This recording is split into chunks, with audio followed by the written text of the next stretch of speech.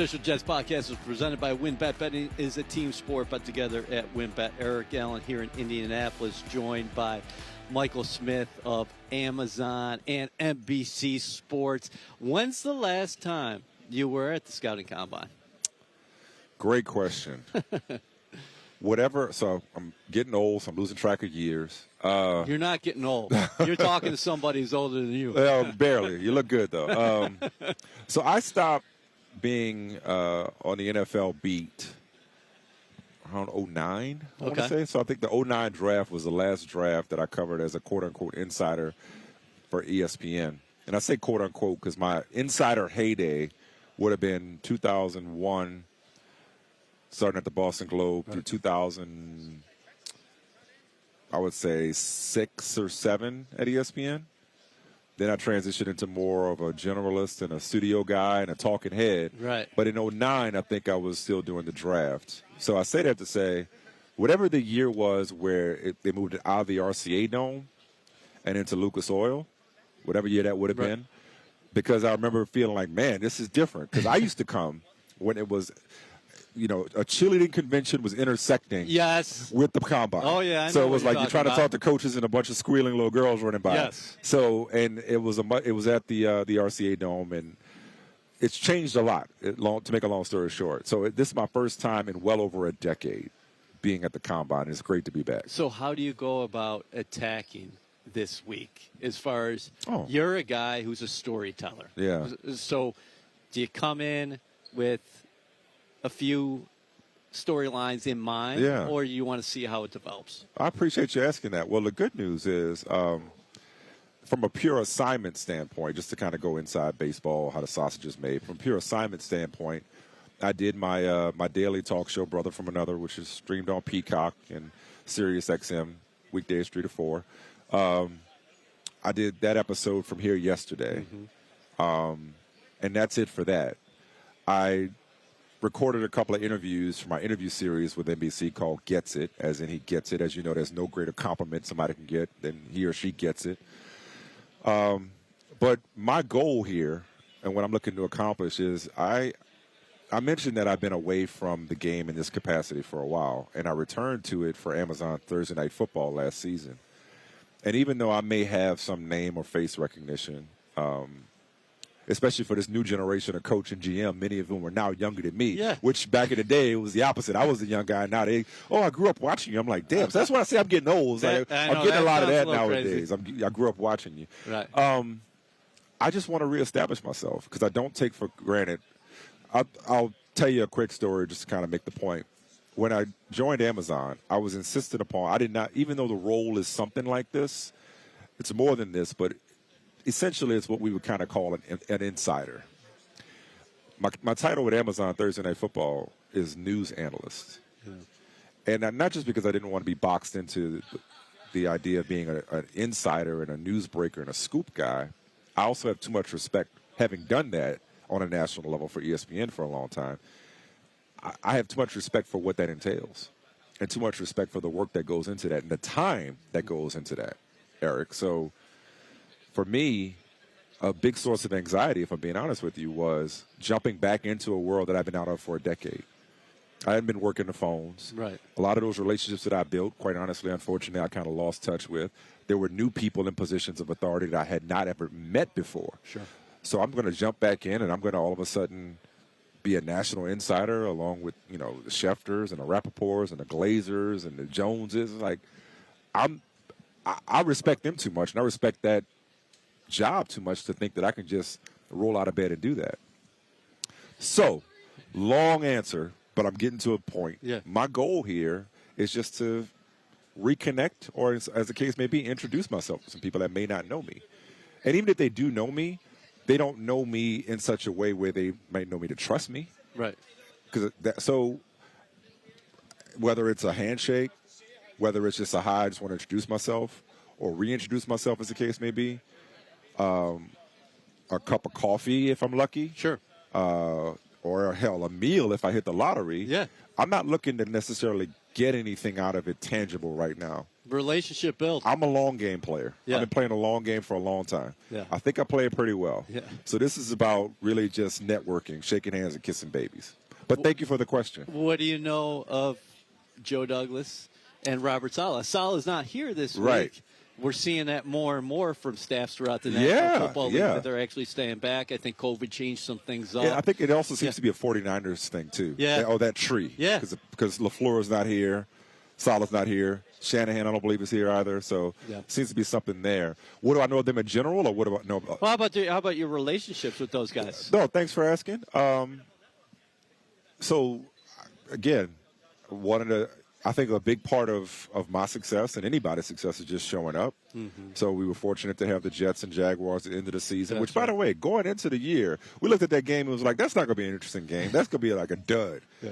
And sure enough, at least the way it played out wasn't interesting, but going into it, Leading it was a pretty into it significant looked game. good for Jets fans. It was a significant game for Yeah. both sides, Oh, right? sure. Jaguars were rolling. Jets were trying to get into the playoffs. So I paid a visit to Florham Park and got some FaceTime with Robert, which was great. He was kind enough to grab me an audience post-press conference, and for me, it was really informal. Like, I wasn't looking for, hey, give me the scoop. I was just looking to kind of get to know the man who I'd heard a lot about. And thankfully, my reputation preceded me in a good way. This goes back to how old I am. So I see Joe Douglas yesterday. I was like, hey, Joe, Michael Smith, just want to introduce myself. He said, yeah, I met you a long time ago with Chad Alexander with the Ravens. Yeah, oh, yeah, okay. I was like, oh, yeah. I was like, oh, yeah. But see, that's a lifetime ago for me. Right. Good on him for remembering that. I guess I must have made an impression or just recognized my face. Yeah. So, yeah, I mean, if you're looking for the inside scoop on the Jets, I ain't got it. But No, I got I'm you. saying, like, for me, and I'm glad you said I'm a storyteller because I appreciate that. If I could put that on the lower third, I would. You don't get to this spot in your profession. But I don't want to be. Thank you. I don't want to just be like a dude that's like telling you who gets traded or who gets signed 5 minutes before everybody else does. No disrespect to the people who do it. Of course. That's just never floated my proverbial boat.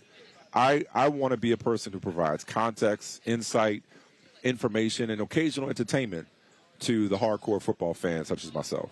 And building these relationships and being able to have honest conversations with these decision makers is why I'm here. And so it's worth the trip. It's worth getting in at 3 o'clock in the morning, Monday night, Tuesday morning, for 2 minutes with Joe Douglas. Yeah. That I hadn't previously had or hadn't had in over a decade. So it's already been a valuable trip for me. I'm glad you dropped Chad Alexander. He's one of the best guys Isn't he? in the office. He's such a key figure on Yes, the he football is. side. I've known him for a long time, going back to Baltimore, yeah. Let me ask you about Saleh. Mm-hmm. Everybody talks about the way he is with the players. Yeah. And how he commands a room. For people who don't have the opportunity to go one-on-one with him, Yeah. like you did following the news conference. Yeah. What was that like for you, and how do you come away feeling maybe differently, or what do you glean from Confirmation in a word. Yeah. Because I also got a chance to spend a lot of time around Richard Sherman this year for Thursday Night Football. And if there are two people that I heard a lot about, if I got nothing else from Thursday Night Football and working alongside Richard Sherman, there are two people I heard a lot about, enough for a lifetime: Russell Wilson and Robert Saleh. Okay, Robert Saleh, get you somebody in your life that rides for you the way that Richard Sherman rides for Robert Saleh.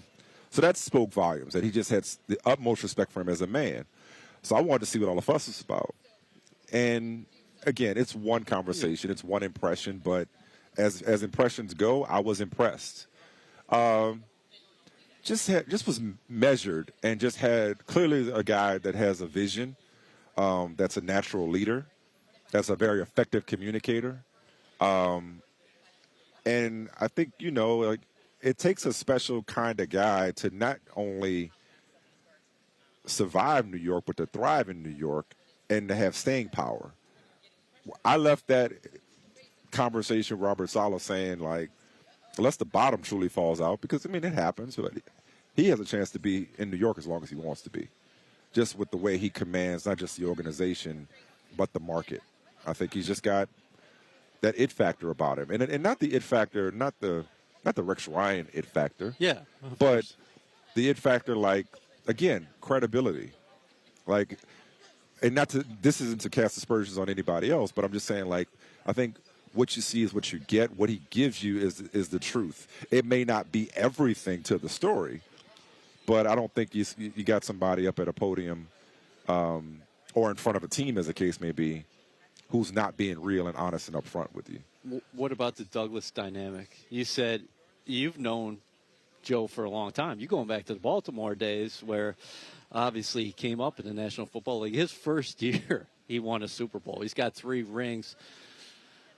What's he like in that one-on-one setting? And can you talk about the respect that he has throughout the National Football League? Because that's one thing that even before he walked in the building, I talked to people at various organizations and different media folks.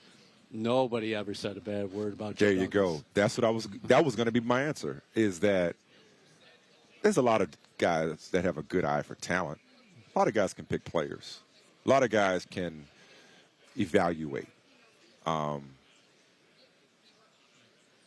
But to me, if the first thing people say is, like, he's just a good dude, right? Because, like, 80% of the job, if not more, is managing the building, right? Is what kind of tone you set, what kind of environment, what kind of work environment, what kind of relationships you have with everybody throughout the building. Not just players, not just coaches, but the sales department, the ticket offices, the cafeteria. It's like managing the building, generally managing, right? Yeah. And so you got to be a good person and just the type of dude that people can feel a connection with. And I think that's what the Jets have in Robert Saleh. Again, not to suggest Robert Saleh and Joe Douglas, not to suggest that they did not have that before. Again, I don't want to make it seem like, oh, for the first time in Jets history, they got good dudes. Yeah. But, like, I think that's the thing about Joe Douglas is there's the good evaluator, there's the good roster builder, but also just a good dude. Yeah. And I think that goes a long way throughout the building, but also throughout the league. It's like, you want to feel good about who you're doing business with. You want to feel good about who you're in business with, who you're working with, who you're going to work for. I think he brings all that to the table. So I would say his reputation is one as he's well regarded as a person, and no small thing as a talent evaluator. The way I describe Joe to others is, I know he has a temper. I've never seen it.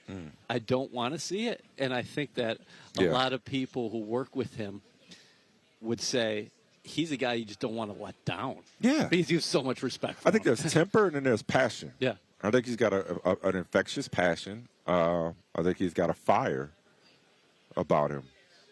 He's also very thoughtful. Mm-hmm. I found, again, brief conversations, but listening to him, I think he's very thoughtful and deliberate. Calculated, but not sinister. Yeah, Calculated in a good way. Yeah.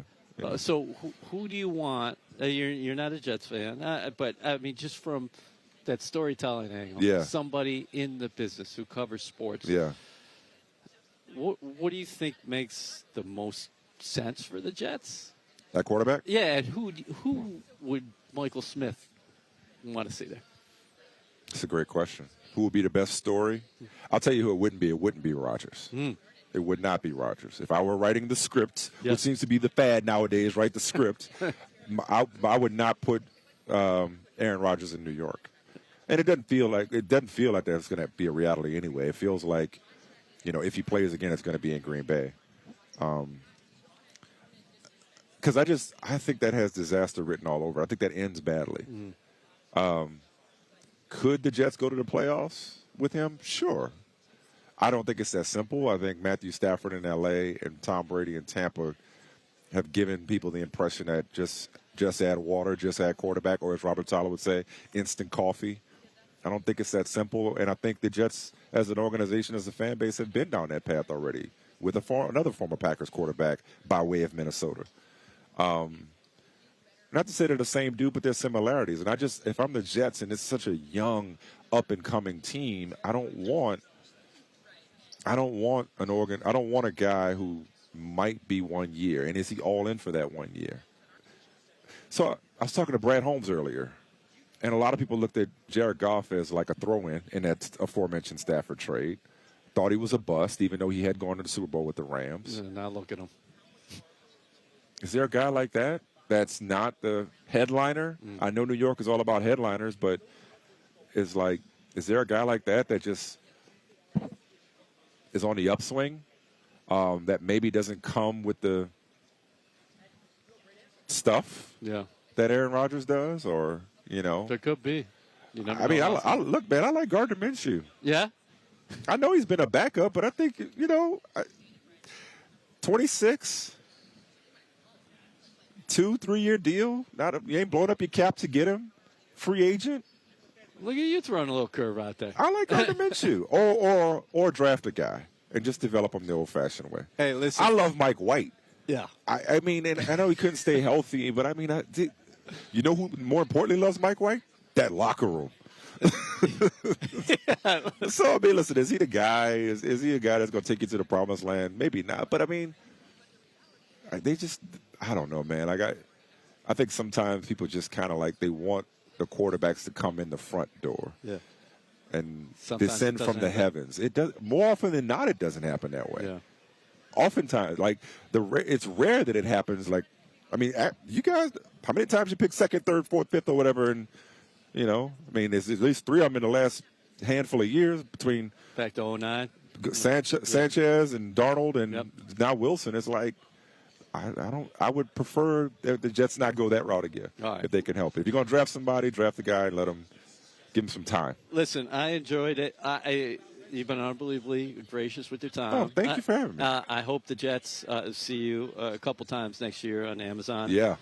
And I'd love to have you back because there's a few things that I'd like to tackle with you. Okay. Because you just recently wrote about Jim Caldwell, minority coaching in the National Football League. Mm-hmm. There could be a podcast. I mean, we could have a podcast series on that. But I really want to dive into that with you at some other Would love point. to. Yeah, let's do this again, man. I'm always around. Hopefully this was enjoyable for you and the listeners, and definitely enjoyable for me. So thanks for having me on. You, Michael. Appreciate it. Thanks, man.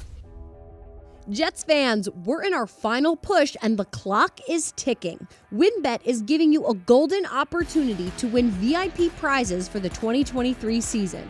The WynnBET Green Room is the most exclusive space at the stadium with all-inclusive food and beverage, lower-level seats, and appearances by Jets legends and celebrities. New Jersey customers, all you need to do is wager at least $100 on WynnBET Sportsbook or Casino. For New York customers, all you need to do is wager at least $100 on WynnBET's Sportsbook. The best part? You get an entry for every $100 you wager. Official Jets podcast is presented by WynnBET. Betting is a team sport, but together at WynnBET. Eric Allen here, joined by a familiar face for Jets fans everywhere. That's Connor Rogers. We've confined everywhere, right? Pro Football Focus, Badlands Podcast, SNY now. That's right. And I'm here with NBC. Just as many jobs as I can completely handle. Unbelievable. Jets offseason, we got to start with the quarterback position. What do you think this team should be attacking? We know they're in the veteran quarterback market, but who do you think should be their number one target? Who makes sense? It's Aaron Rodgers, obviously, because if you're looking at this conference, it's insane right now. You got to be thinking, if you're the New York Jets, you look at what they've done with this roster, it's time to make the playoffs, and they should feel confident. They were real close last year. It's a talented group. It's an ascending group. I think we forget that sometimes, EA, that Sauce Gardner and Garrett Wilson, as good as they were, they should get better now. So this could be a really special group. Why not go out and get the guy that you think with Aaron Rodgers that can match up against Mahomes, against Josh Allen, who's in your division, against Joe Burrow, and let's not forget Herbert and Trevor Lawrence. They're going to get much better too. So, but I say start at the top with the most talented guy. He's got plenty of good football left in him, and see if you can get Aaron Rodgers to come to New York. Yeah, what do you make of Rodgers last year? Because a lot of people were down on his numbers, but if you really look at it, how many injuries he played through, the thumb injury, I still think he was 24-12, and at the end of the day, he had a solid year. If the Jets had those kind of numbers at quarterback position last year, who knows where they would be in the playoffs. Exactly. That's exactly right. And you look at Green Bay in a vacuum. They had problems on the interior of the offensive line. The skill talent was really, really young. In some areas, it needed to be ready. And sure, Christian Watson started to take that step in the second half of the year, but it was a slow start for their young wide receivers. And for Rodgers, yeah, so not a ton of talent. They have a good backfield. But once again, when you're dealing with injuries, you're dealing with a shaky offensive line, and you were still good, right? Sure, he wasn't MVP Aaron Rodgers, but he's still really good. Well, you start to picture him with the New York Jets, and you go, Garrett Wilson, get Elijah Moore going. You have Breece Hall coming back. Let's not forget, they have draft picks, and they can maneuver the cap if they need to make those moves. Maybe do a couple retoolings of the offensive line. Hopefully, Mekhi Becton can stay healthy. You have ABT coming back. A lot of different maneuvers to make this offense even better. You got 3 tight ends that I think can play. I think Jeremy Rucker takes a big step next year as well. So, I mean, when you picture Aaron Rodgers in the Jets offense, you're thinking good things. What do you think about some of the additions on that offensive staff, highlighted by, of course, Nathaniel Hackett, who was in Denver last year, but who's had a lot of success as an offensive play caller in the National Football League? So what I like about the Hackett hire is I think they are going to be a tough, gritty run team again, and I think that's what you have to be in this conference. And I think a lot of teams struggle to accept that because they either have a flashy quarterback or they have the big high-octane passing game. But when you get into the cold weather games and you got to close out a season and it's freezing rain, it's snow, it's the playoffs, you're traveling, the things that travel through weather and away from your home stadium is playing defense and running the football. Let's be real. Breece Hall, he could be one of the best running backs in the entire NFL, and the Jets know that. They feel like they have some pieces on the offensive line, and they're going to get more that they can develop that run game, and Hackett has experience developing those run games to aid a quarterback. That's so important for this Jets team. What's the temperature of the fan base right now? I mean, we just talked at the top here of the pod how many media obligations that you take care of. With that being said, you live in the area, you know this base, you know the fans. Where do you think they're at in terms of Saleh, Joe Douglas, this roster, and what's ahead with the quarterback? Yeah, you're right. They're eager, and you nailed it. I mean, I basically went from being in a stroller to being in the Meadowlands. It was no stops in between. And it was the Meadowlands, not MetLife back then. I mean, listen, they're passionate. They've stuck through hard years. They care so much. They care during the offseason just as much as Week 7, Week 8, Week 9.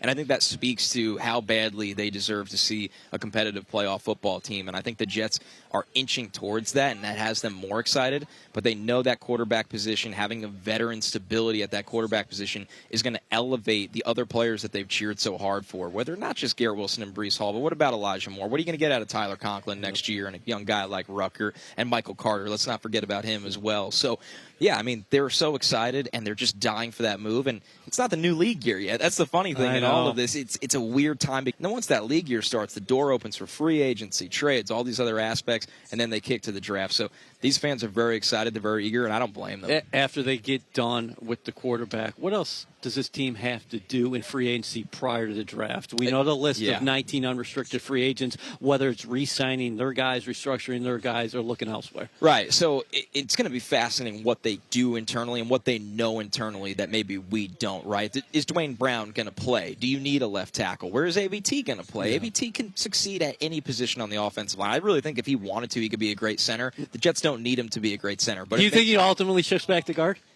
It just depends what they come out of the draft. Ultimately, I think so. Yeah. And I look at it like this, EA, right? Let's go into and say they bring back McGovern at center or they sign a center. So you have that position locked. You know Lakin's playing left guard. I look at it like this. At 13 in this draft, you can walk away with your left tackle, whether that's Broderick Jones, Paris Johnson, Peter Skoronski. There's a lot of different avenues to get that left tackle spot. You look at right tackle, Mekhi Becton's coming back. Let Max Mitchell come back and compete. Let those guys compete.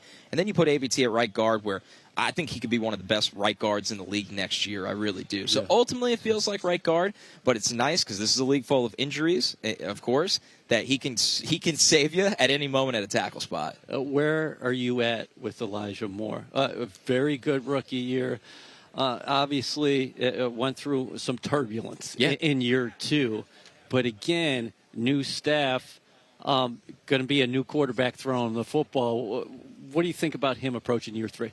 I'm a believer for a lot of different reasons, right? Number one, I think that after Garrett Wilson, the touches go to him in this wide receiver group going next year. I really think he's elevated to that spot. Number two, I think he's going to be rejuvenated. Yeah. I think he's going to look around the culture around him. He just saw his teammate win Offensive Rookie of the Year. He's going to work with a new offensive staff, and he's going to be a guy that goes, okay, I believe in our quarterback, whoever that may be, and we're going to be ready to roll. And we have big expectations for our team this year, and that's big expectations for me internally and personally. And then number three goes back to that staff. I think Hackett knows how to utilize the slot, and we know more. What you love about him is the inside-outside versatility. I'd like to see him 80% of the time in the slot. I think he's got really quick releases. I think he understands how to separate in that 5 to 12-yard range, and I think you can get him some manufactured touches, get him going more on the jet sweep, get his head in the game right away, and you'll see a different Elijah Moore. So call me crazy. I'm a big believer in year 3 of Elijah Moore. How about some possible restructurings? Because Joe Douglas said it yesterday that he was clear about it, that yes,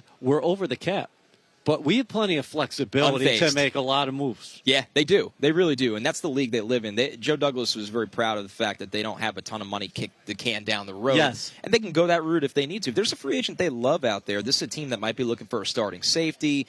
Maybe they do look to retool the offensive line. Maybe they look to sign another wide receiver. You never know. They need some size in that room at some point. So you can restructure a Carl Lawson. You can get a lot of money out of different places.